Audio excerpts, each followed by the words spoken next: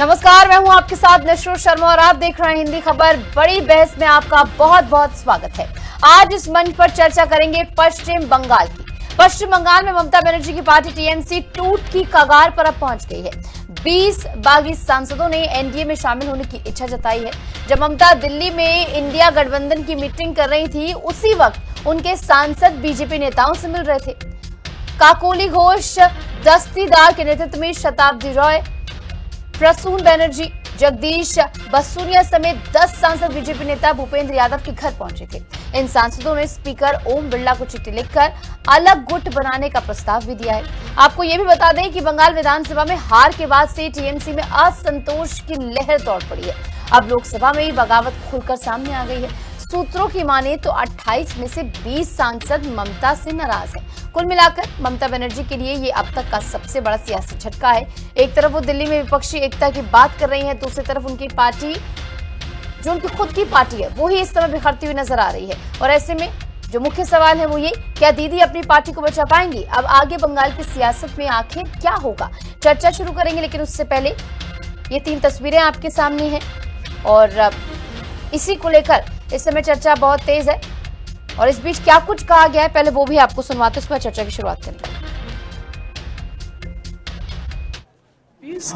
Who have requested Honorable Speaker for separate seating, and we will be working in conjunction of the central and state government for development of West Bengal, and we are against the lawlessness, misgovernance and unemployment in the state of West Bengal over the past few years. पहले पुत्र मुंह में जो हमने देखा, Congress party बर्बाद हुई, DMK बर्बाद हुई, पुत्री मुंह में एनसीपी बर्बाद हुई और आज टीएमसी भी भतीजे मुंह में बर्बाद हो रही है। ममता बनर्जी अनफॉर्चुनेटली भतीजे को ज्यादा प्राथमिकता देती हैं, तो विधायक भी और सांसद भी उनके साथ नहीं रहना चाहते। मतलब पहले जनता ने रिजेक्ट किया, फिर जनप्रतिनिधि ने। चुनाव होने के बाद ये पार्टी का जो सिचुएशन है वो एक ही महीने में पूरा एक ही बारे खत्म हो गया। अब एक पार्टी कब ज्यादा स्ट्रेंथिंग होता है, जब उसका कुछ आइडियोलॉजी होता है। ये जो पार्टी है, ये पार्टी का कोई आइडियोलॉजी नहीं है। ये पार्टी का आइडियोलॉजी एक ही है कि कैसे काट मनी लिया जाता है, कैसे पैसा उठा जाता है बाजार से। तो इसी के ऊपर कोई पार्टी नहीं चल सकता है।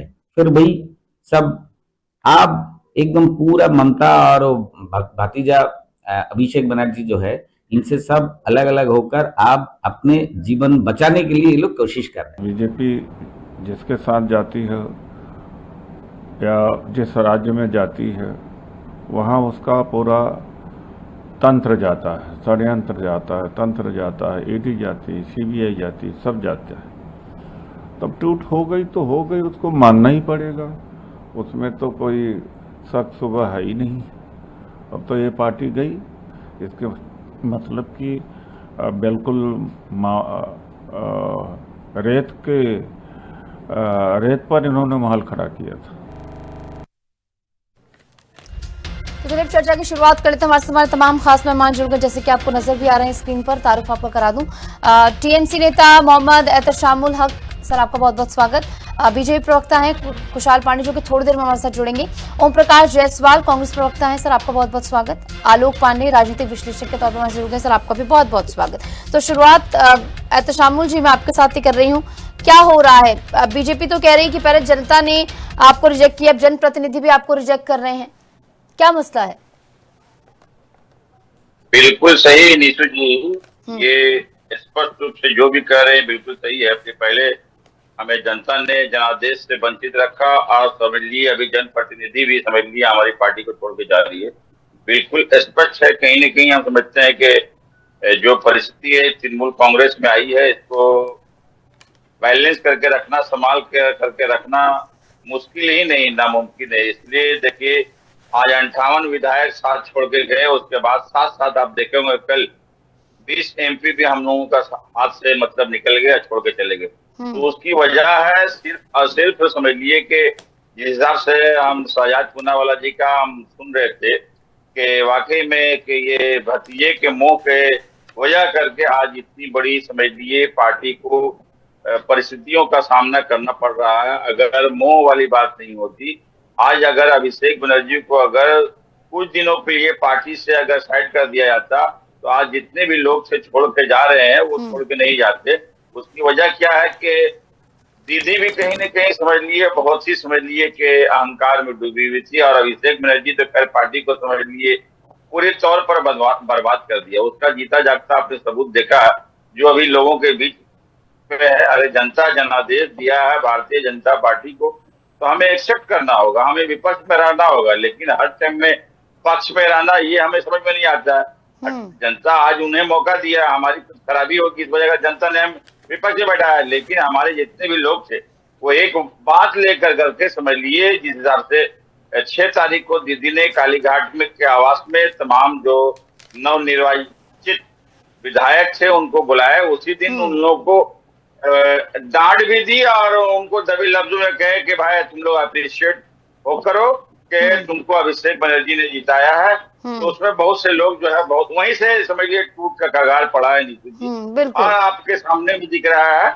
इससे स्पष्ट रूप से मैं जो भी बात आपके सामने में कह रहा हूँ, इसमें सारी दुनिया जानता है कि क्या परिस्थिति है, तो उसका जीता जागता सबूत है जो आपके सामने में है। ज्यादा दिनों तक जनता एक्सेप्ट किसी भी को नहीं करेगी, जनता भी नकार दिया और जनप्रतिनिधि भी नकार दिया, जो आज साथ में छोड़ के जा रहे हैं। इवन के देखिए कलकत्ता के मेयर फिरहाद हकीम, सोचिए कहीं न कहीं तो दीदी से नाराज होंगी ना, इस वजह कर मेयर कलकत्ता के मेयर प्लस वो अर्बन डेवलपमेंट के मिनिस्टर 3-4 पोर्टफोलियो होल्ड कर देते, दीदी का राइट हैंड कहे जाने वाले, वो भी दीदी का साथ छोड़ के जा रहे हैं। इसका मतलब है कि दीदी के अंदर अपने लोगों को मतलब कभी भी उस हिसाब से नजरिए से नहीं देखते हैं, अड़ियल रवैये से देखते हैं, इस वजह कर आज साथ छोड़ के जा रहे हैं।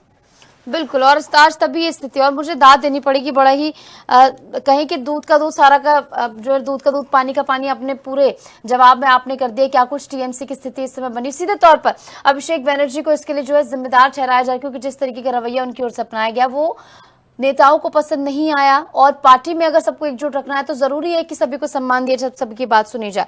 अब मैं आपके पास आ रही हूँ आलोक जी। आलोक जी, जरा आप अब इस पूरी सिचुएशन को सिंप्लीफाई करिए कि देखिए टीएमसी की स्थिति जो है वो खराब हो रही थी, लेकिन ये होना हारने के बाद भी अभिषेक बनर्जी को बार बार फोर्स करना, बार बार नेता उनकी जबरदस्ती तारीफ कर रहे हैं, ऐसा नहीं लगता कि ममता बनर्जी की गलती इसमें ज्यादा है? वो चाहती तो पार्टी को संभाल सकती थी।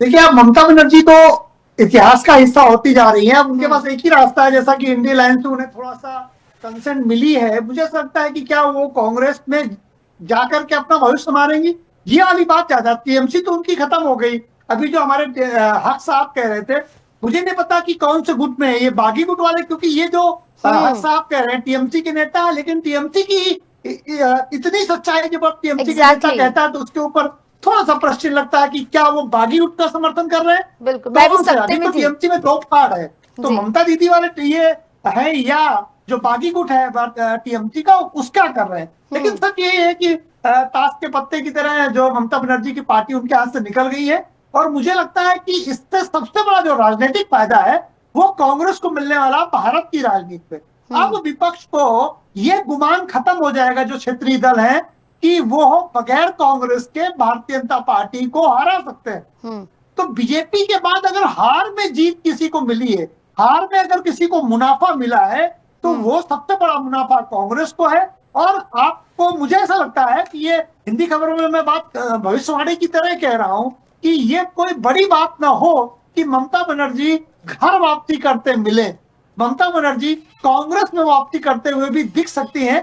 उम्र उनका साथ दे नहीं रही, अभिषेक बनर्जी को बंगाल की जनता एक्सेप्ट नहीं कर रही, तो ममता बनर्जी के पास एक रास्ता बचता है। जैसा कि सोनिया गांधी ने बड़ा सम्मान दिया, अपने बगल में बैठाला और कहा कि नहीं आपको तो हराया गया है। जब 4 जून को हारी थी, 4 मई को, तब नहीं कांग्रेस ने कहा कि ममता बनर्जी को हराया गया है। लेकिन कल जब इंडिया अलायंस की मीटिंग हुई तो उनको जरूर कहा गया कि वो हराया गया है। तो इससे संकेत मिलता है कि कांग्रेस अब ममता बनर्जी की तरफ दाना डाल रही है कि घर वापसी करिए, क्योंकि जो आपने टीएमसी बनाई थी कांग्रेस से अलग होकर के, वो पार्टी तो खत्म होने जा रही है। लोकसभा में भी स्थिति, और आप देखेंगे कि राज्यसभा में स्थिति, विधानसभा में तो उनका गुट अलग ही हो गया है। तो टीएमसी खत्म है। ममता बनर्जी, मुझे ऐसा लगता है, कांग्रेस के साथ जाकर के बची हुई राजनीति करेंगी। मैं इसमें ये जरूर टॉपअप करना चाहता हूँ, हक साहब ने तो उसकी कमियां गिना ही दी, जी। लेकिन अगला कदम क्या होगा ममता बनर्जी का बंगाल की राजनीति में? मुझे ऐसा लगता है कि उनका फ्यूचर अब कांग्रेस के साथ है, और जितने क्षेत्रीय दल है उनको ये समझ लेना चाहिए कि कांग्रेस का ही वोट बैंक लेके वो बड़े हुए हैं, कांग्रेस के और साथ अब घर जाएंगे तो वापसी उसके होना अपने तय है। नुकसान है, लेकिन घर बगैर वापसी होना- कांग्रेस की भी उनकी सर्वाइवल नहीं है। ठीक है, ओम प्रकाश जी, घर वापसी होने वाली है टीएमसी की? एक तरफ आपके साथ वो मीटिंग कर रही थी दिल्ली में, तो वहीं दूसरी तरफ खेला हो गया वहां। अब शंका तो ये है कि घर वापसी आपके साथ वापस मिलने वाली है टीएमसी।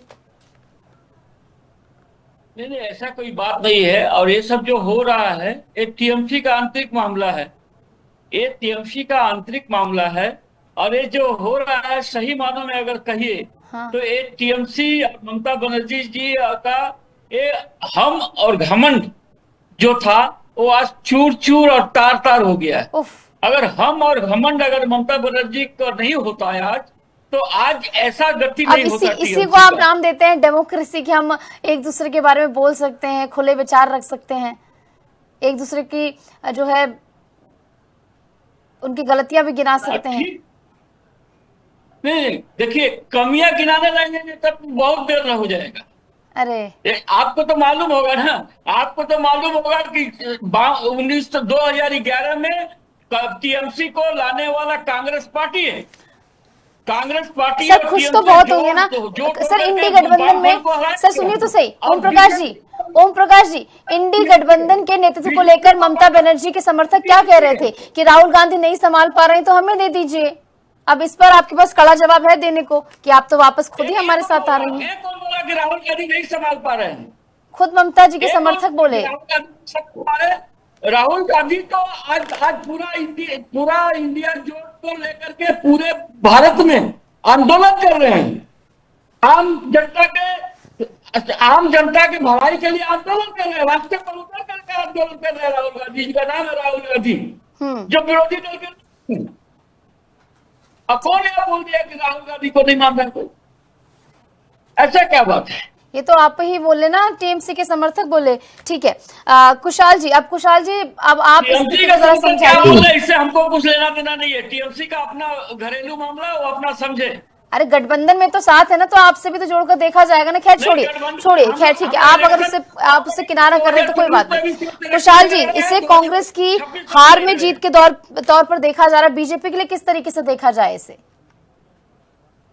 देखिए बीजेपी के लिए किस तरह देखा जाए तो बीजेपी ने लगातार 15 सालों तक ये तृणमूल कांग्रेस के खिलाफ, इनके अत्याचार के खिलाफ, इनके घोटाले के खिलाफ, इनका जो तानाशाही था उसके खिलाफ, इनके आतंक के खिलाफ 15 सालों तक रास्ता पर लड़ी है भारतीय जनता पार्टी। तो भारतीय जनता पार्टी को सफलता मिली, बंगाल में हम लोगों ने सरकार बनाई है। और ये पहली सरकार है जो किसी पार्टी की नहीं है, ये सरकार बंगाल की जनता का है, ये सरकार आम आदमी का है, ये सरकार उनका है जो चाहते थे कि तृणमूल कांग्रेस को हटाया जाए और एक ऐसा दल आए जो बंगाल का विकास करे, बंगाल में महिलाओं को सुरक्षा दे, युवाओं को रोजगार दे। तो ये बंगाल की जनता की सरकार है। बंगाल की जनता की सरकार के जिस तरह का भरोसा उन्होंने किया है श्री शुभेंदु अधिकारी पर और भारतीय जनता पार्टी के नेतृत्व पर, उनके विधायकों पर, हम उस पर खड़े उतरेंगे। और ओम प्रकाश जी कह रहे थे कि हमें ममता से मतलब नहीं है। देखिए वही मैं कहता हूँ कि बंगाल में कुश्ती है और दिल्ली में दोस्ती है। बंगाल में ये लोग एक दूसरे के खिलाफ लड़ रहे हैं, दिल्ली में जाकर के ममता बनर्जी और सोनिया गांधी जी इस तरह से गले मिल रहे हैं जैसे कुंभ के मेला में दो बहनें बिछड़ गई हो किसी जन्म में, और आज पुनः मुलाकात हुआ है। तो हार